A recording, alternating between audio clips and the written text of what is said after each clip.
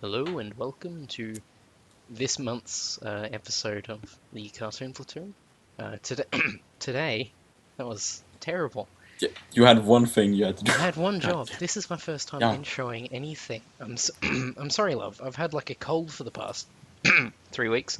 Actually, I'm gonna dart out of the room and get a water bottle. In the meantime, Hayden, explain to the audience what the podcast is. That's amazing. Okay, so the way I heard that was like my internet cut out for a second. So all I heard was like, "Hello and welcome to this month's 3 weeks." I'm going to step out of the room now. Okay, and then you love were just like, okay, so Hayden's gonna podcast it, right? Well, I was like, but for no further stalling, we're going to talk about Over the Garden Wall, a miniseries that aired on Nickelodeon during the fall of 2013. I didn't look it up. I think that's one. I don't know. it was actually aired on Cartoon Network. Yes. Yeah, it was aired on Cartoon Network. It was set up as I believe, a 5-day special, like 5 days through the week, Monday through Friday, Over the Garden Wall, a miniseries. And that's something that isn't very common in apparently American TV. Now, there have been shows in the past like The Office, which only ran for about 20 episodes and then completely stopped. Whereas there are whereas most American TV shows nowadays that seem to eventually scope out and become worldwide seem to just constantly produce episodes, like at least over like 60 or something, or make up to like 5 seasons, all telling the same exact story. Which is not to say they're bad, but it is very uncommon for Over the Garden Wall to happen. So it was kind of intriguing, at least when it came out. At least it kind of got my attention. I remembered like hearing it was a miniseries, and immediately I was just like, oh, well, it'll be really easy to watch then, I guess. Oh. It's kind of like Faulty Towers in a way, because that show was 12 episodes, and also it had John Cleese in it. Yeah, he played. He played 2 characters, didn't he? Yeah, and Over the Garden Wall. He played Adelaide and Quincy Endicott. Yes. Mm-hmm. Which was, in some ways, you could say he drove the Adelaide parade. Oh, by the way, I think you put the disclaimer anyways, but spoilers, massive spoilers, everywhere. Yes, we are definitely going to be talking about every aspect of Over the Garden Wall, but hello, this is Thomas, editing the podcast. I'd like to say there is a spoiler warning in place. Anything said beyond here could be a potential major spoiler, and I'd also like to apologize for audio issues on my end. Sorry about that, guys. So yeah, essentially, the general plot of Over the Garden Wall, is that these 2 boys, Wirt and Greg, one has a normal name, one has a stupid name, go into the to all Greg the Wirts is a in the weird world. name. Greg? Really? Greg is such a weird name. But they they basically get lost in the woods, and they're just trying to find their way home the whole time, and then they bump into like a bird, they bump into a guy called the Woodsman, they bump into a bunch of black turtles, and it's essentially kind of builds itself as like a mystery. Although I always thought that was kind of stupid. Like in the advertisements, they always said like, "Oh man, solve the mystery of this forest called the Unknown," and it's so mysterious. But really, it was kind of just more like an adventure, you know? Yeah, it was a journey more so than a mystery. There wasn't any. Yeah. There were elements of intrigue to it. There was a bit of, in terms of character, like characters were not entirely explained, motives and all of that such things. But I do feel in some way the the story was first set up with this like. It first sort of felt like it was set up like a mystery, and then over time you start to notice that. So it's advertised like a mystery, but it's set up like an adventure. So first we're following them along because they're going through this woods area, like we're just seeing like set piece after set piece, and like weird kooky characters in each episode. But then like the bigger drive, I think, is that we learn more about the characters. You know? Yep. like everyone's like their backstories start to come out a bit more, and you start going like, "Oh fuck, I didn't know that we were doing this," or at least I didn't know that we were going to start doing that. Yeah. Okay, I think for the sake of spoiler-free discussing the first episode, just to sort of elaborate on the tone and sort of how the show works, wouldn't be spoiling too much. So do you think we could go into that? Sure, yeah. Okay. Yeah, because the first episode's kind of like, it almost feels like the pilot, you know? Oh yeah, even though the show was actually initially, it was a small animation made 2 years prior by the same director that Cartoon Network just picked up and said, "Hey, we could make something longer out of this," and so they did. Yeah, but as I was saying, episode 1, as you said, it sort of starts with them, Greg and Wirt, walking through a forest. It's just that simple, and then they start to question why they are walking through the forest, because there's, well, just like how the audience doesn't really know, they have no idea why they're there.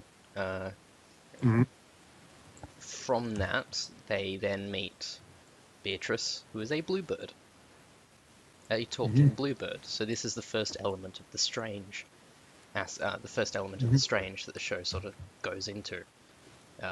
It's not a normal forest. By no means is it a normal forest. So they bump into fucking talking animals. The doc, who's just all like, bump... "I told you to leave these woods!" And then Greg is really fucking annoying. Yeah. One thing I will say in this review was I was watching, when we were doing the rewatching of it, I was watching Over the Garden Wall with Love. And no matter how much Love hated it, I just loved making fun of Christopher Lloyd's voice. It's such a because he good always voice. sounds like it's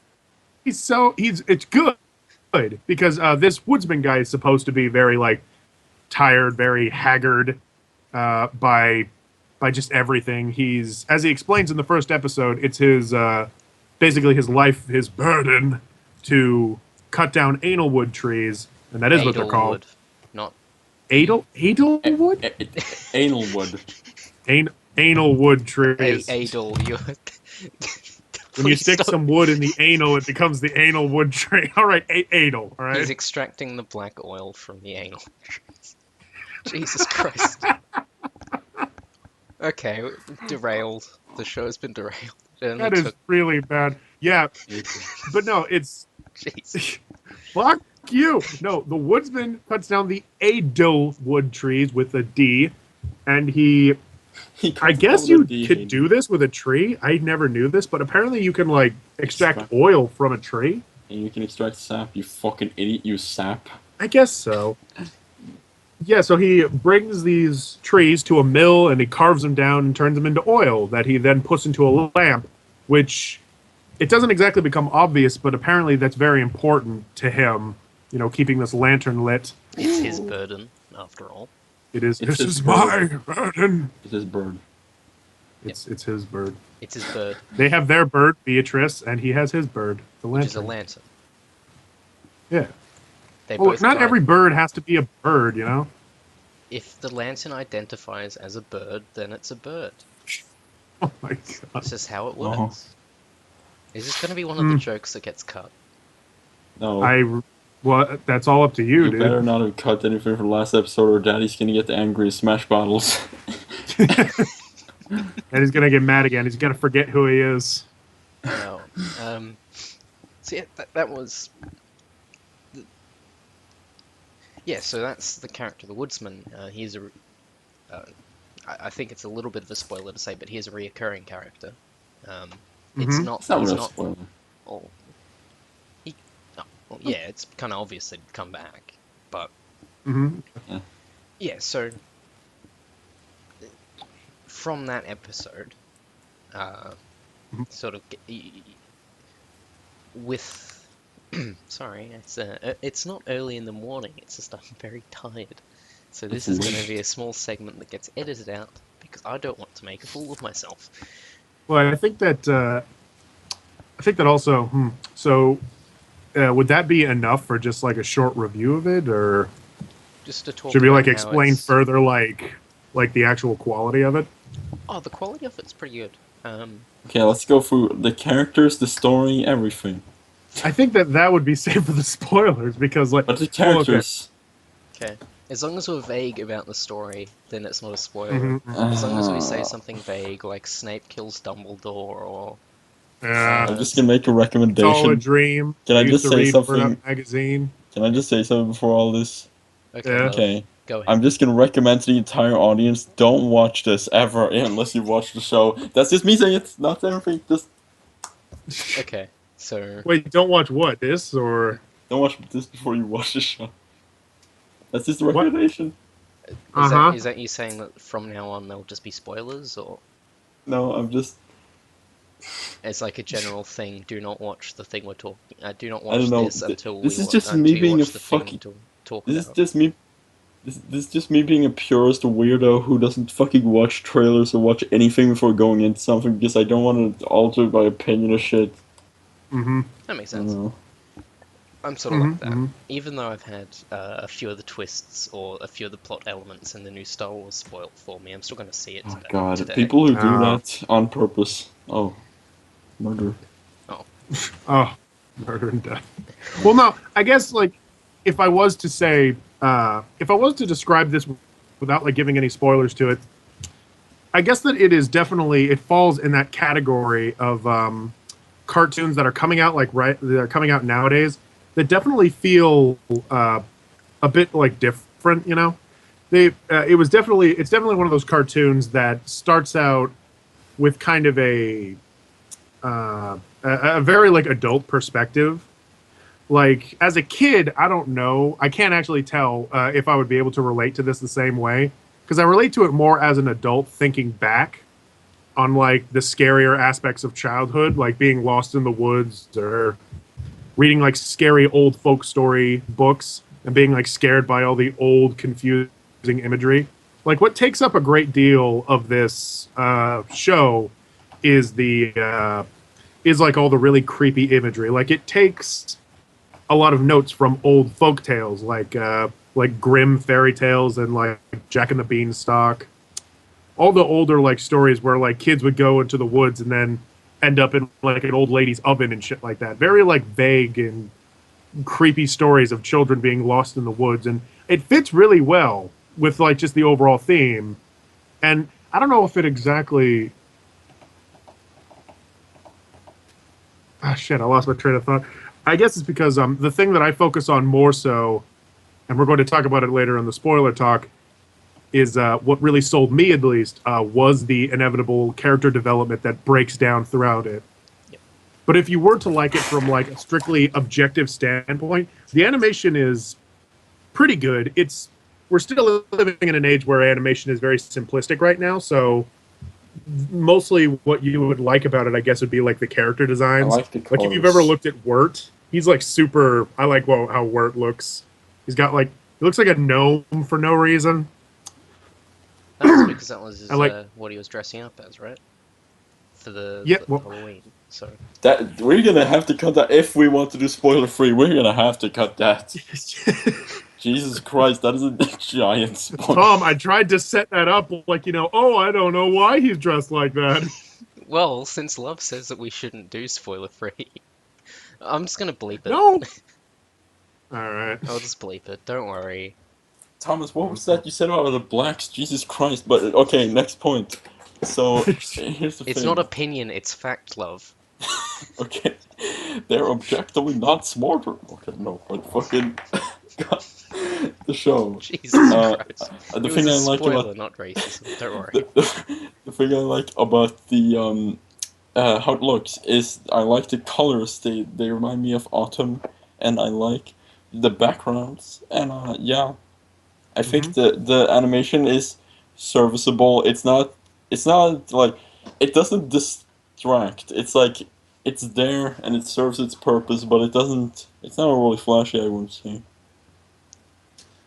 It definitely is like from an animation perspective, I feel like it does its job. There's nothing objectively wrong about it. The person who made it also made Flapjack, which is I don't know what your guys' opinion on Flapjack is, but I will say that it is kind of a weird show. like looking back on it, it's also one of those shows that's kind of there's always something a little bit off about it, a little bit like bizarre about its humor. Like something will happen in it, and then like I think the best example. Sorry, I think the hiccups. I think the best example of like how very off and surreal the humor is in Over the Garden Wall.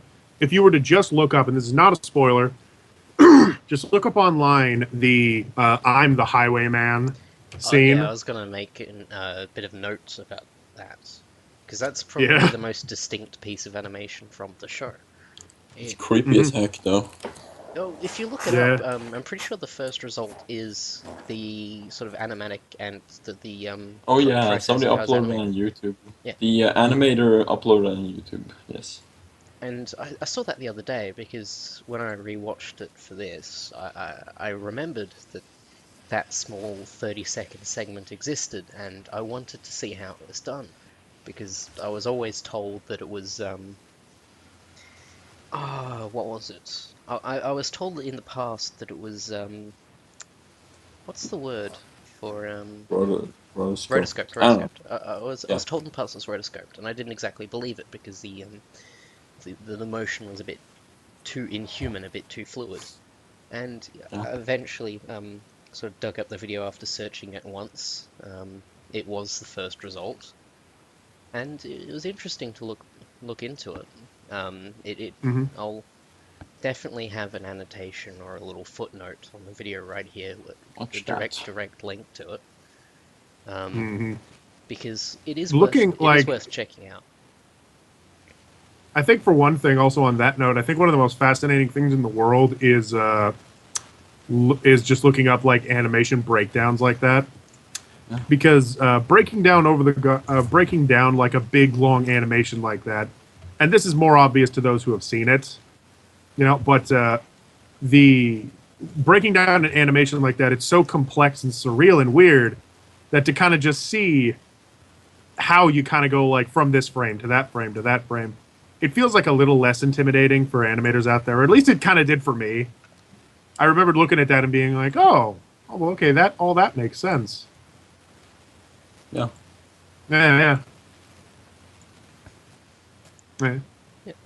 But yeah, so it's definitely one of those kind of surrealist animations that have gotten more popular in years, like kind of, like Adventure Time is a good example of kind of surrealist humor that's gotten popular nowadays, but it doesn't feel like Adventure Time the same way. Yeah, always some of it. It feels like something in and of itself, and I actually appreciate that. I appreciate that animations that are getting a little more like, they have a little bit more of like adult theming to it and adult appreciation and an older audience's appreciation. I like that kind of spawned from Adventure Time, but everyone's not just ripping it off, Yeah. Oh, yeah. So, do you think we could cut it from there and then start talking spoilers? Okay, so the title card, I'll have like a title card, big flashing text, air horns signaling that it's spoilers. I'll make it really obvious that it's spoilers. Yeah. Or could I do like a little intro thing, like, okay, now we're just moving away from the review segment and now we're just talking spoilers. Yeah, I feel as though that would be a bit sort of easier for the audience to listen to than just. So yeah, that's what I think about this, and then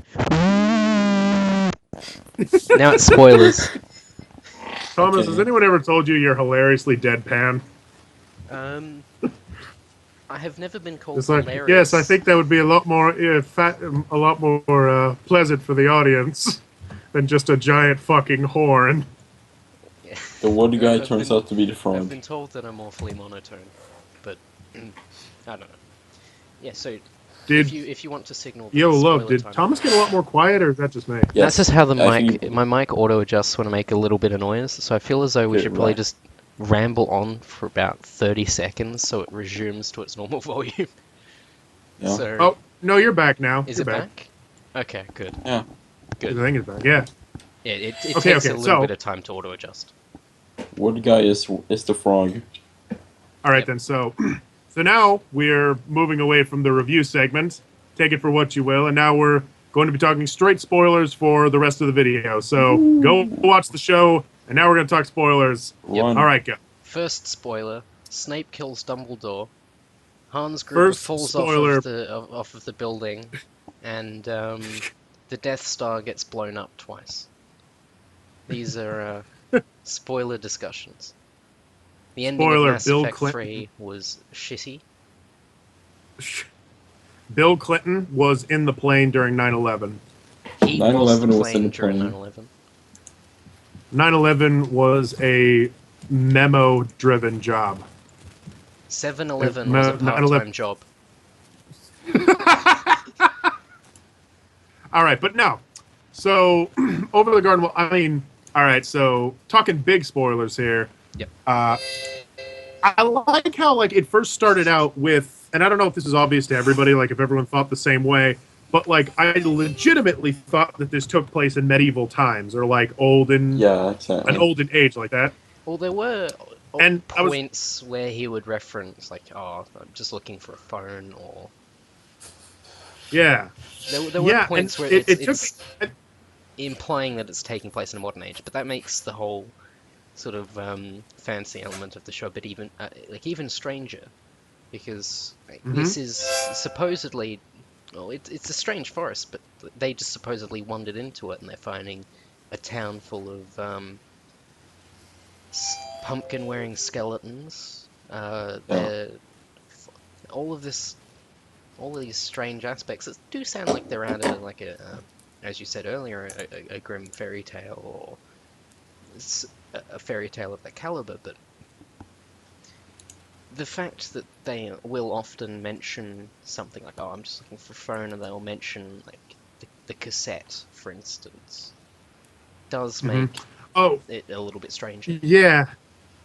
I think for some reason the kicker that finally got me, for some reason, like, the phone didn't totally hit me, because later on we saw, like, this guy in a mansion. So I was thinking, okay, then we're in, like, 1940s times or something like that, or, like, the 20s, or even, like, later. Well, the 20s The thing that kind of, for some reason, got me is when he said cassette tape, and then, like, when he said, like, I'm in high school, and I was like, I don't know. Yeah, this guy suddenly sounds like a teenager.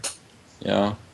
Not back then. You were never a teenager back then. You were just some bitch-ass... You were a gosh darn man after you were like 4 years old. The moment you could hold a gun, Johnny, you have to go into the field and plow potatoes. Johnny, you're going to war. You're fighting the Germans. But Dad, I'm only 5 years old. No, you're a man now, Johnny. But Daddy, I must learn to speak first. Okay. But Daddy, my legs and arms don't have muscles enough to walk. That's what the gun's for, Jimmy. Are there muscles enough to hold guns? Yes, but there you go, Jimmy. Oh, but yeah. The show most definitely takes place, if you're going to put a time frame on it, it's anywhere from, like, now to, like, even the 80s? Even though it's rather vague. Me and Hayden... Me and Love were debating this, yeah. We managed to pin it down. We think it might be the 80s, but we're leaning towards the 70s because, first of all, if you look in the houses, a lot of the wallpapers are insanely 70s. Like, they're very, I don't know. I love how Love says that, by the way, as if you're like an expert on 1970s wallpaper. Bitch, I am a fucking expert. Okay, but it's his PhD, dude. First of all, wallpaper of the late 20th century, late 20th century wallpaper. He can pinpoint the exact year and month wallpaper was made. Okay, I think just by looking at it. I think this might be the early 80s. Okay, early 80s. I'll give you that. I'll give you that much. Because first of all, cassette tape. I looked it up, and they first became public in the early 70s, but they became widely used in the early 80s. So, makes sense. Second of all, the music when they went into the party was this kind of like electronic thing, and it sounded like something very bare bones that they would do when they first started tinkering around with like weird 80s synths and shit. So it sounds like something that would be made in the early 80s to be like, look, mommy, I can do things. I'm overanalyzing the shit out of this, but the time frame isn't necessarily important, but it really isn't. it's still interesting. It is to kind of like look at fascinating to think about. Yeah. I guess why I kind of think more deeply about it is because I keep just imagining the creator of the show, what's his fuck, who made like Flapjack, and I think he also helped with Chowder and stuff. Well, he's a Cartoon Network veteran. He's been around there for a while. He's probably had his hand on most of their projects. Yeah. But what I mean is, I think that he grew up. I think, like, depending on his age, he's like, I think around like 30 or something. I think he grew up around the 80s. Yeah. And so what he was doing is kind of pecking at his own childhood with that. Yeah. It did seem oddly personal, the character of Wirt. Like, yeah. This is gonna sound dumb, but I can definitely associate with like the level of embarrassment he feels. Yeah. Like, Yeah. I'm not artistic, and I'm not a similar word either, even though my friends insist. But I do have a high level of social awkwardness. I'm very socially awkward. It's why I'm talking to people over the internet, not in person. Yeah. But who'd have thought? But yeah, so I can definitely sort of associate because I have done embarrassing shit like that in the past for people I've had crushes on. Yeah. And I think actually something not to the that extent where I jump in, like just run away from the police and end up in a lake and then just sort of wade in my sorrows for like a fortnight or whatever, but still embarrassing. Hey, Yeah. hey, what's going on here? Some kind of witches gathering? You're all under arrest. Nah, I'm just kidding. Happy Halloween. Yeah. I love that shit so much. I think the thing that I love the most about Wirt as a character is that a lot of the things that happen to him, and this is very self-defeating on myself because I also relate to Wirt, but I like that a lot of the troubles that go his way are more based on just his attitude toward things. Yeah. Like, the reason he can't like get with this girl is it's all entirely his own fault. He's thinking like, oh man, Jason Thunderburger over here. Like, I love his voice. Hey guys, it's me, Ace and Jason Thunderburger. Are you ready to go? Yeah, sure, let's go. Life is meaningless. Like, he's one of the most pathetic people ever, but he has so much confidence in himself that, you know, he doesn't fucking care, Jason Thunderburger. But for Wirt, like, he has qualities in himself. Like, he's artistic, he plays instruments and stuff, but he's so self-defeating. And that's like his greatest crutch, that he keeps falling back on the fact that, oh, well, everything else in the world is being bad to me, so I can't possibly succeed ever because the world is just unfair. And I think that aspect of a character is really fascinating. He's very diaper. Nah, he's real fucking baby. He's always. I think that one of the best descriptions of, or one of the best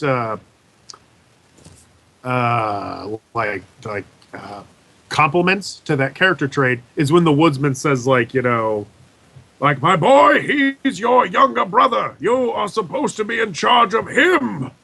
And it, just immediately, and that was in episode 1, right off the bat, Wirt refuses to take responsibility for his brother. Like, throughout the show, people always ask, like, hey, where did Greg go? And Wirt's just like, oh, I don't know. It's like, as an older brother, you should be taking care of your, like, what is it, 7-year-old little brother? Yeah. And, like, Wirt is not very old. He's not, you know, someone should be watching over that little shithead while he plays with animals and starts looking for not too old cats. You know, can I talk a little bit about the characters and the archetypes, like how they act and shit? Yeah. Okay, so if you think about it, Greg and Wirt, they're pretty much just Dipper and Mabel, if you think about it. Because like there's Dipper, who's like the awkward teen who's trying to figure out himself, and then there's Mabel, who's the fucking annoying.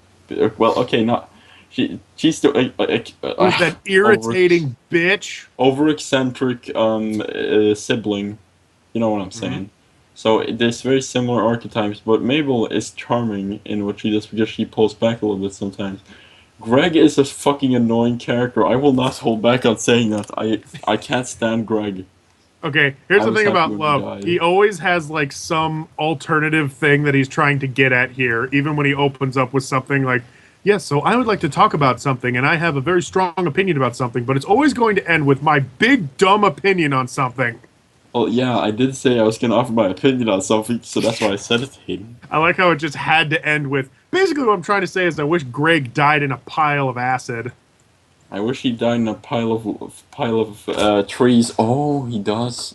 I don't mind Greg much. He's all right. I mean, Hey, you're he's kind of wrong. dumb, but I don't remember Greg ever really doing anything that was necessarily super detrimental to either Wirt or Greg. Hey, remember that moment at the end of the fucking episode where they were in the mansion where he gets the two pennies around, we're gonna go on a cruise now, and he's like, I'm gonna throw 'em Okay, away 'cause that's my style. that's the only thing he didn't do, but okay, Thomas, can you explain this to me? Because I have no idea why the fuck he did this. Like, at the ending of the episode where they are in that big mansion, and John Cleese. with John Cleese. Yeah, and he's all like, oh, let's bask in my exceedingly large amounts of wealth and luxury. Like, that guy, and he sold tea. Yep. And then it ends with both him and the woman that he thought was a ghost giving Greg 2 cents so that they could ride the ferry. Yep. Why the fuck does he throw the pennies into a fountain and then that's it? Because there wouldn't have been a conflict in the next episode. Well, that's a tactical reason, that's not a character reason. So stupid. But that's just my 2 cents. God, fuck off. Fuck you. I'm done. Oh. But yeah, that's It's the only reason I getting can really think of. Like, he does say It definitely. he does say that he's wrong. I don't have any sense. Because he's But that's like a pun. Yeah, but he's also 7.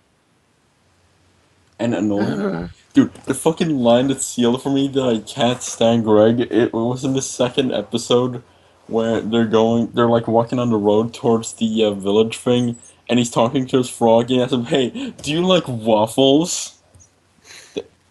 That was it. It was doomed from the start. So Love, you have the dumbest opinions. So Fucking- did your family I they hate get killed by him. waffles or? No, it's the most it's the most random XD intro thing. It's like, oh god, no, why? He's Oh my 7. God. You like waffles? I know. Have you ever but- spoken to a 7-year-old?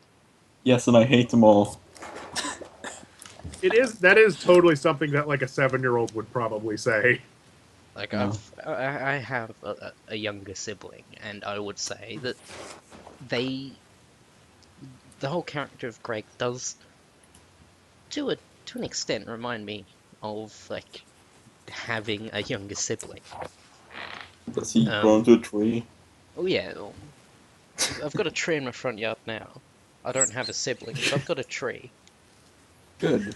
So That's what happens when you leave your sibling alone too long. Yes, it's a good tree. That was another thing that he gives me apples and stuff. Hell of a lot more than my sister did.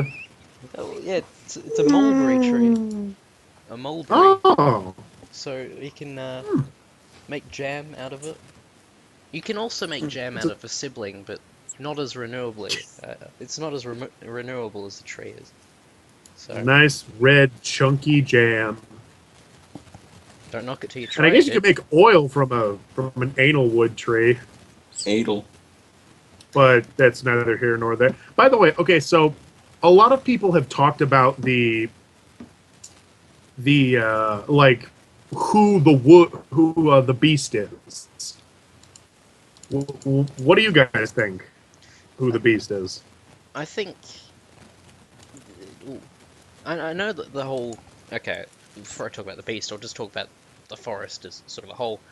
There are constant sort of reference. The forest is sort of a perpetual reference to limbo and the afterlife. Like the town they come across in episode 2, was it Pottersfield? Yeah, Pottsfield. Pottsfield. A potter's field is a term for an unmarked grave for a poor person. Pottsfield Ooh. is a combination of those two words. Yeah. To ride the ferry, they need 2 coins. In, what was it, ancient Greek mythology, in order to cross the river Styx, a corpse needs 2 coins. Oh. And given the 2 protagonists, Greg and Wirt, in the finale, sort of revealed to be slightly comatose underwater for most of the show, it does sort of also point a bit more to it being limbo or the in the afterlife or the transition towards the afterlife. The beast could either be representative of death or a deity of some form, or more simply could just be another sort of lost soul. All of the characters seem to be sort of lost souls. They all have their burdens, they all have their business. It's why they're lingering around. He's a big tree guy. None of the characters there are completely done with anything. They all have their burden, they all have something on their shoulders that they need to get rid of. Beatrice, she's a bird, she needs to not be a bird. Same with her family. The woodsman, he's carrying around his lantern. The skeletons, I don't know what they're doing, but they clearly have unfinished business. They need to dig their friends up. They clearly... I like out of all people, you just kind of broke down to the skeletons. Oh. Well, the highwayman, he's still making ends meet, so, yeah, you know. He just needs to make ends meet. Big tree guy. Yeah. Quincy... He works with his hands. He's Yeah. He's real tough. Tough You guy. know, Good dancer. you know, yeah. I think Love his awkward Frankenstein shuffle. Yeah. I'm sorry, but It implies that he's a corpse. Of course. Well, Well, I mean, the other 2D. references to death, I guess some other references to death that you could the guy in also the duck incorporate costume. I'm sorry, no.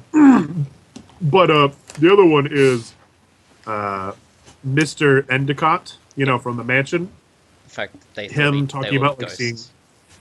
Yeah, the references to ghosts, but then an even deeper one is later on when you're back in the real world, there's a graveyard tombstone that's with written his name on it. Mr. Benedict Endicott. Yeah. That was like the #1, like in the theory group. Like that was the #1, like, what the fuck does it mean? Type thing.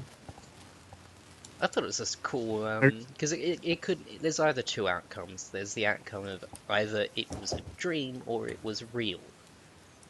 It lends to both, and I think that's its purpose, just to sort of mess with people.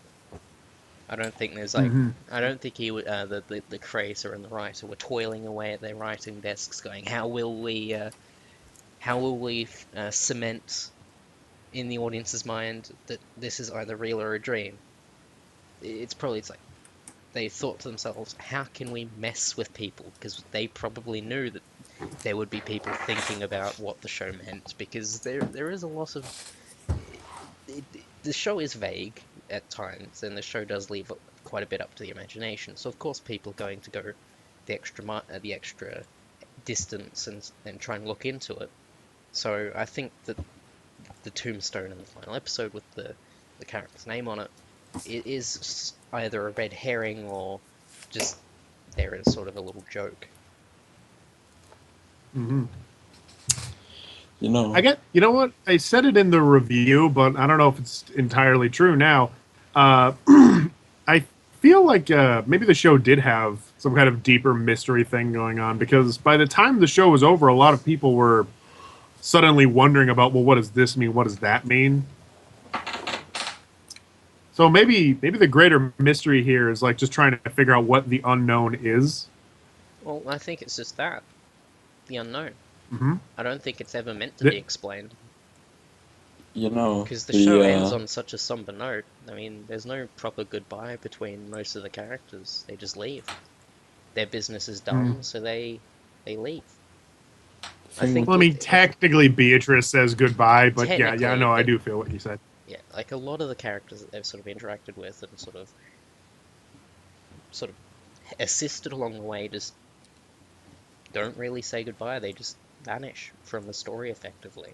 There is the sort of where did they go from here on bit at the end where it just showed that Beatrice became normal. The woodsman was the video game credits ass thing. His daughter came back, and all of these things happened where, yeah, as I said earlier, so where did they go now? But the characters of Greg and Wirt, they just sort of they left. It ended suddenly, like there was no real wind down. It just sort of ended. They woke up, they went to hospital, and then Wirt finally worked up the courage to ask out the skeleton girl. I cannot remember her name. Sarah. I cannot for the life of me remember. Oh, Sarah. Thank you. Thank you, love. By the way, love, you were trying to say something like 5 minutes ago. What were you trying to say? The thing with the beast is, if you look at like the one frame where like it's illuminated, its real design is like it's basically a tree that's a mishmash of a bunch of different faces. So I think that might represent it's basically just a bunch of different spirits that turn into one. I don't know. Well, because he looks okay. Yeah, I know what's the single frame, the two frames where the light exposes him. He resembles an Edelwood tree that decided to get up and walk. Yeah.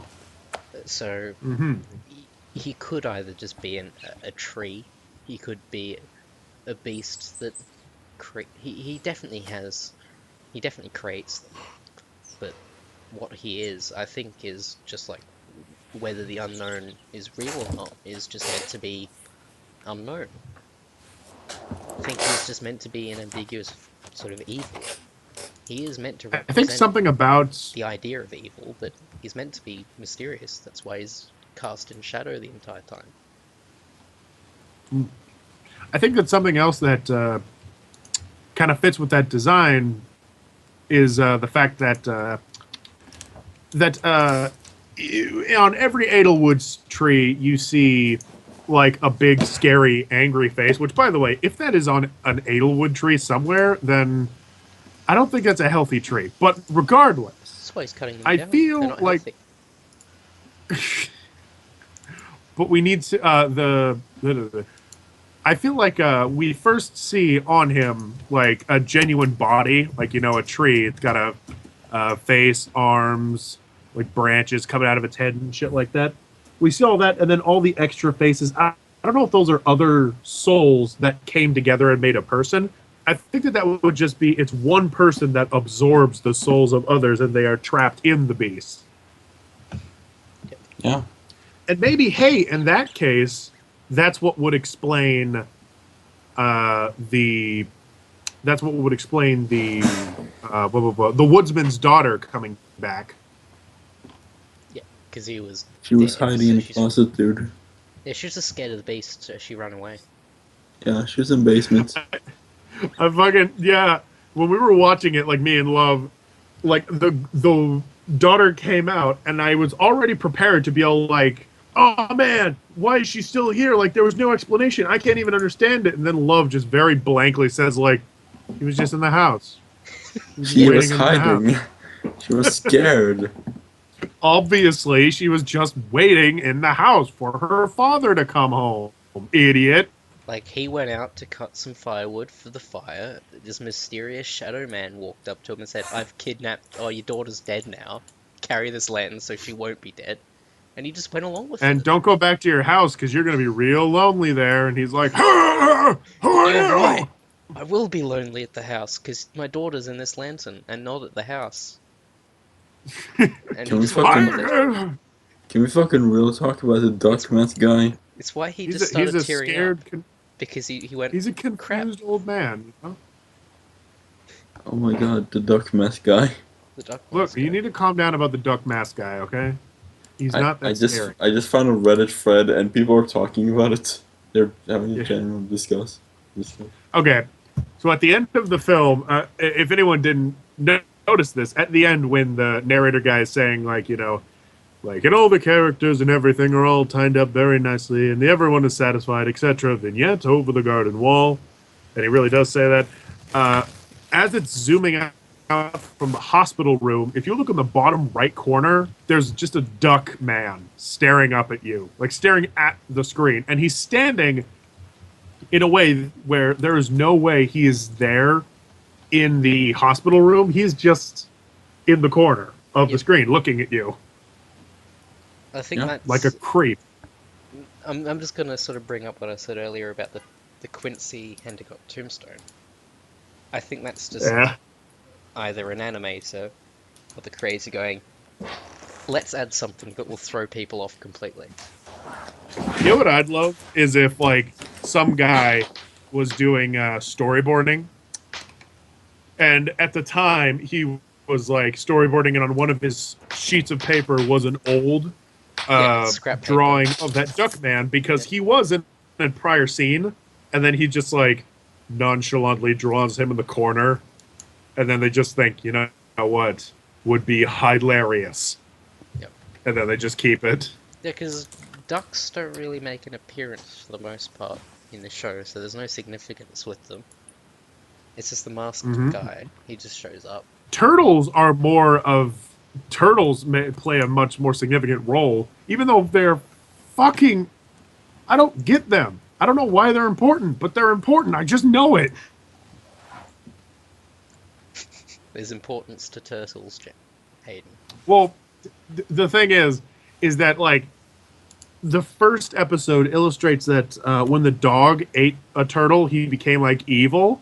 Yeah. Maybe and then later on, you see... Maybe the beast is a turtle just a massive pile of turtles. Yeah. Maybe the beast is just a turtle that climbed in an anal wood tree. And was just like, this is my home now. And then the tree came to life, and it's like, I am the beast. And the turtle's like, oh god.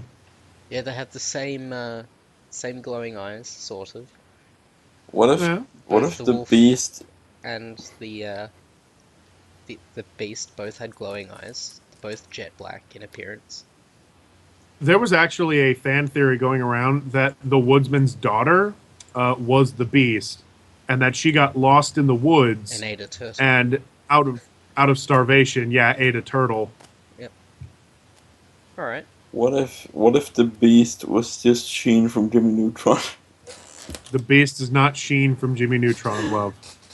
That's my favorite thing to do when, like, a life full, like, real conversation is going on, like this, like, going into really, like, man, this might actually be it. I've been thinking about it. It's like, oh, she from Jimmy Neutron, dude. That's the beast.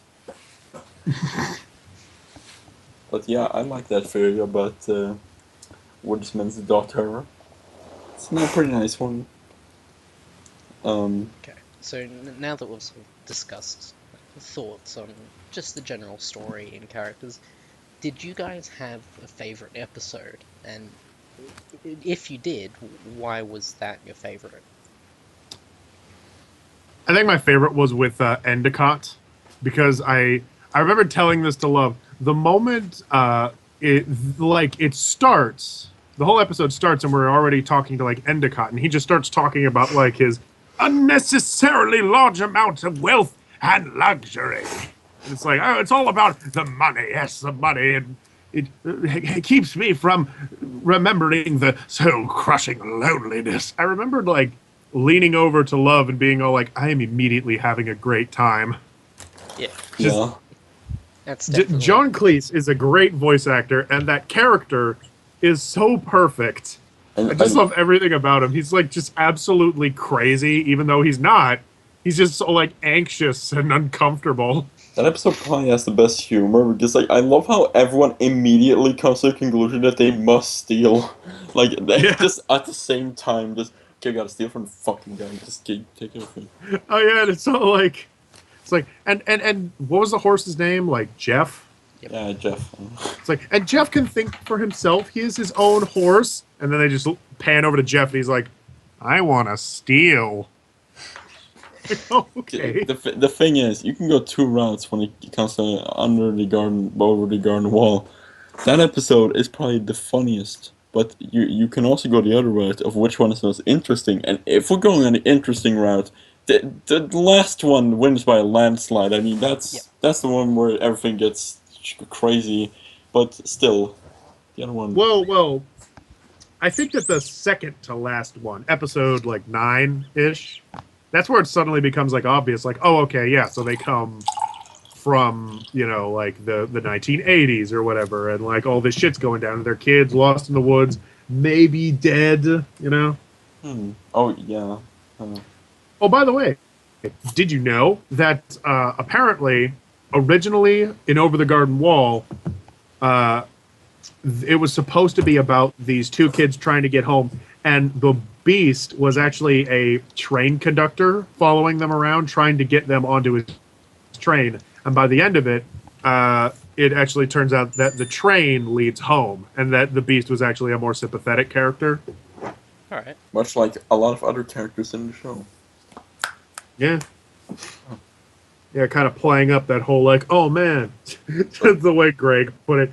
Oh man, I thought that old lady was going to eat us, but really, it's just this person. It just goes to show. But I got a plan. It's like, Jesus, Craig, shut the fuck up. That's so creepy. The fucking ghost. Gust. Oh yeah. What ghost?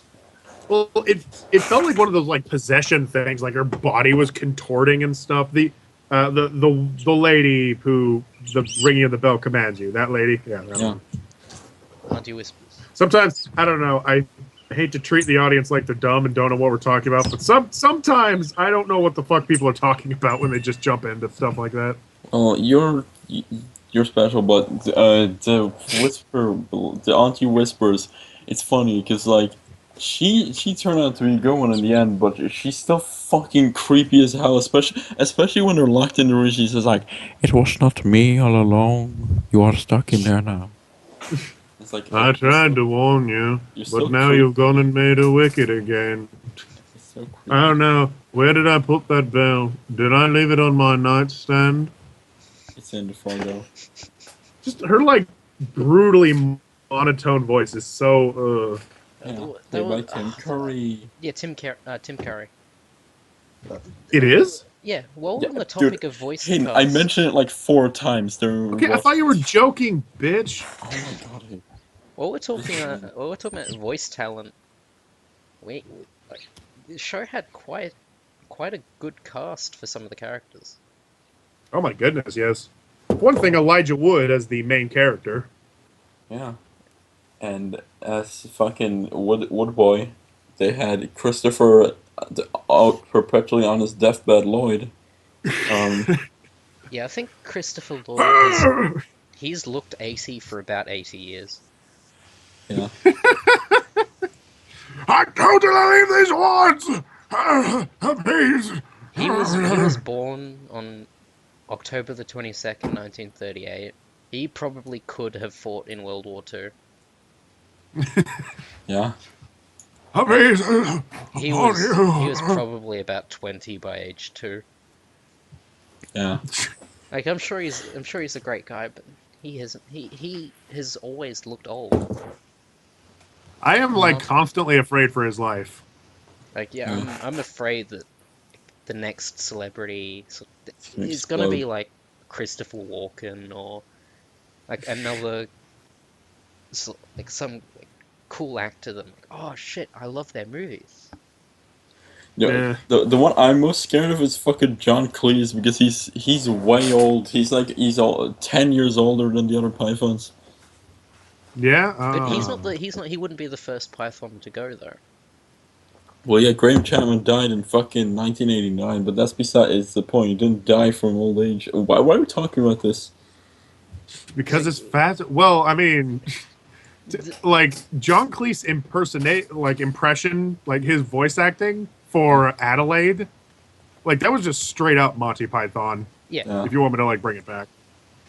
Yeah. Like it's so like unconvincing. If it was woman. live action, he could have played the same character. He just would have put a wig on. Well, I like the way Love put it, is like, it's so unconvincing as a woman. It's just like, oh, please don't. Yeah. It's like, close the curtain. The fresh air is gruesome on my skin. Yeah. It's definitely a Monty Python character. Like, Oh my it's goodness, definitely the case that it was most probably a character written with him in mind. At the same time, though, he can even, doing that stupid voice, he can even say serious lines and still kind of come off as believable, you know? Yeah. Yeah, like he breaks down that whole, like, we had a deal. I got these scissors and I'm going to free your family. And even doing that stupid voice, I can still follow along, like, oh shit, so Beatrice's family is fucked because of this witch lady. You know what? Or, over the garden wall. Over the garden. Let's interrupt Love. Over the garden wall seems like it would, if it would have been remade in another form, it could have been a good, really experimental indie game. What? No, okay, think of it. It's an adventure. Does it remind you of something like Braid? I feel as though it hypothetically could work as one of sort of like a LucasArts 90s styled point and click adventure game with some of the moments that happen. Like particularly, or not the serious moments, but I'm talking more so like, for instance, the Quincy Endicott episode. That would have worked. It would have worked. But I feel as though if you were to do this live action, given how Elijah Wood plays the main character, it would just be The Hobbit again. It'd be The Lord of the Rings again. Just wandering through mortal danger, starring Elijah Wood. Mm-hmm. Oh, Elijah Wood had died. If it was a video game? No, if it was a movie. Oh well. No, I mean, like, if it was a live action movie, I don't think it would work in the length of a movie. I don't know if I'd appreciate it the same way. Either, you know, no. Half of the charm. There is something very. It's probably because Yeah. I already have a great appreciation for animation more so than live action. Yep.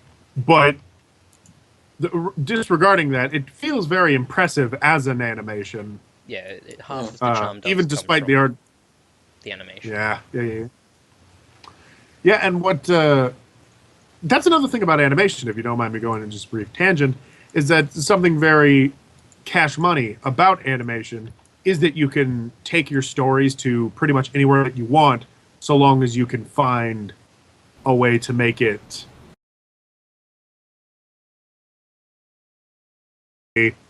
like set in the 1980s and shit, and you're like, whoa, holy shit. You can do pretty much anything with animation, whereas with live action, setting up shots like that, fine, filming is a lot like faster, but like setting up backgrounds and costumes and making the framing and all that like look appropriate is a lot more like rough and a lot harder.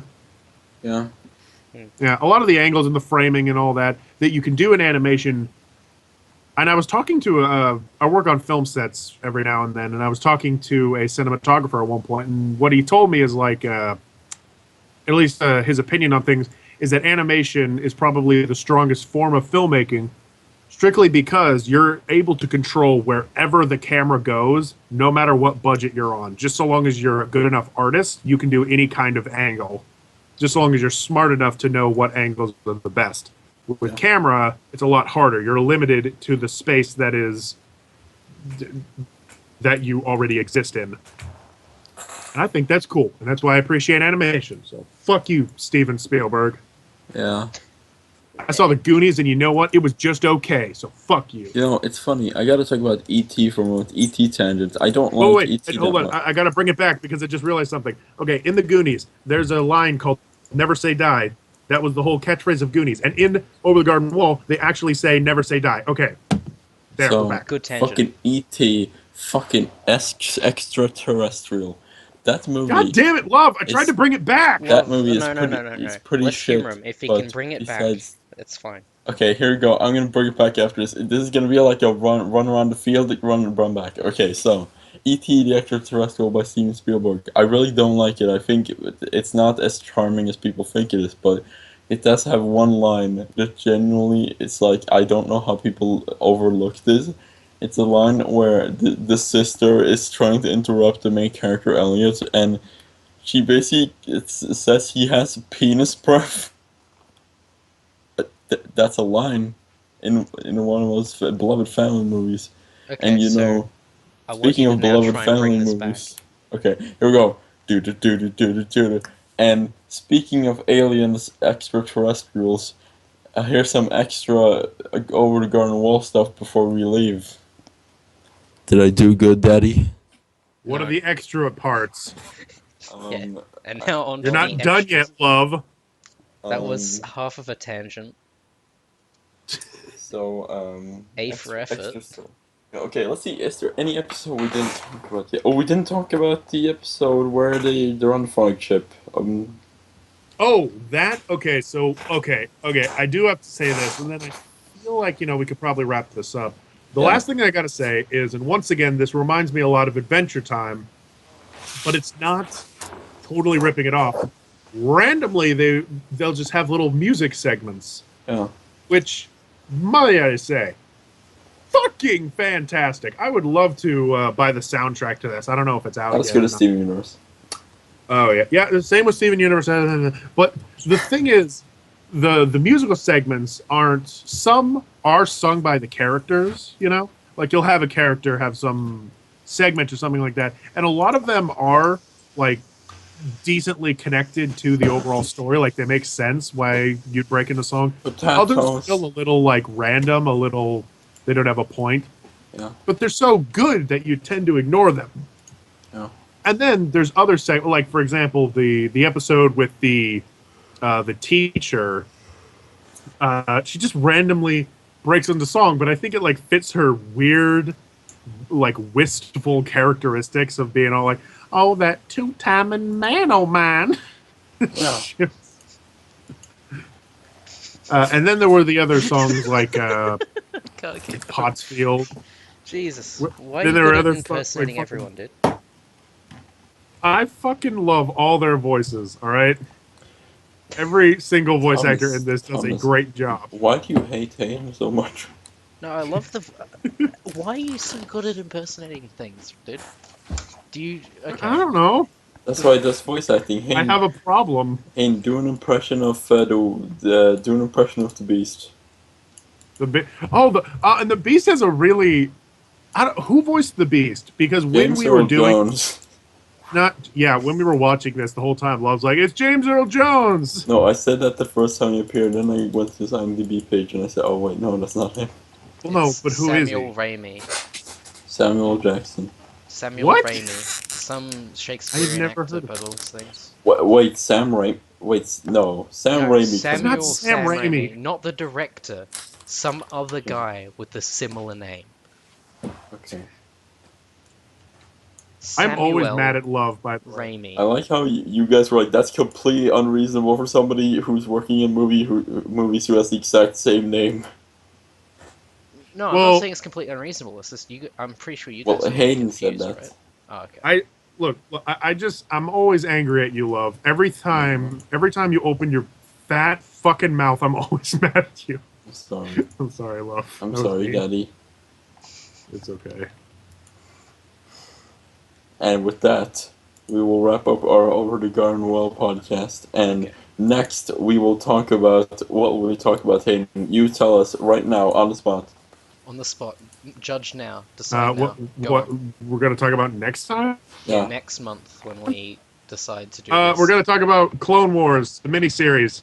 Sick. Oh, Yeah, we're gonna be talking about the Clone Wars miniseries, the one made by Gendy Tartakovsky. Yeah, he also made Samurai Jack. Never gonna talk about that though. Yeah, we're gonna talk about Dexter's Lab, Powerpuff Girls, Samurai Jack. I think he helped a the little. Steven No, he didn't Universe. help with Foxes. Oh. We'll talk about Steven Universe at some point. Probably when it's over. I don't know. Yeah, because... But who knows when that's gonna be? That's gonna be in like 5 years. No, I think it's never going to end. Yeah. As long as they make money off of it, I Never. think it's never going to end. Just like Gravity Falls, man. Just keep telling yourself it'll never end. It'll never end. We'll talk about Well, Gravity with all of Falls these once the finale hiatuses, airs. it'll never end. They just keep pushing. Just as long as that the, last episode. Yeah, as long as they just keep pushing back the release date, then it won't end. So it's fine. Once the finale of Gravity Falls comes, we will do an in-depth Gravity Falls thing. Okay, okay, Bebe. We'll cover Yeah, we actually all will. 5 years of the content when the episode gets released in 2017. Yeah. Okay, so let's just keep. But for now, thank you all for watching Cartoon Platoon. Let's just keep sort of what we're doing next, sort of to ourselves though, because we might not do Clone Wars. Yeah. We might end up doing something completely else, completely different. Like the 3D Clone Wars series. Like Planet Sheen. We will talk about Planet Sheen. We're not talking about Planet Sheen. Okay, 1 year anniversary special will be Planet Sheen. That is set in stone. Go on. Good. Damn it! Go. Good. Fuck you, Tom. Love you too. No, but well, I've still got you guys. I've been looking at the trivia page on IMDb for the show, and I don't know why, but IMDb trivia pages are always the worst because they're written by just some guy. They're not written by anyone to do with the show. So here's the first one under the spoilers tag. Beatrice was the name of the person who led those who entered Limbo and around Limbo in Dante's Inferno, and in this show she was the one who led Wirt and Greg through the unknown/forest, so it is highly possible that the unknown is actually Limbo, which is where people believe they go between life and death. In episode 9 you find out that the brothers jumped out of the way of the train and into a lake or pond and sunk to the bottom, where they are neither dead or alive and are sent to the forest, or unknown, whatever you prefer to call it, which is Limbo. That was a great sentence. I lied. There was like a full stop there once, but I felt as though it would have been better to just continue on. That was kind of neat, but it wasn't trivia. It wasn't trivia. It's just like, here is an interpretation. Yeah. At the end of episode 10, as the scene in the hospital room pans out, you can see a man in a duck mask and duck shirt, possibly an Easter egg. Possibly. At the same time, though, it could be an actual tiny person in your computer.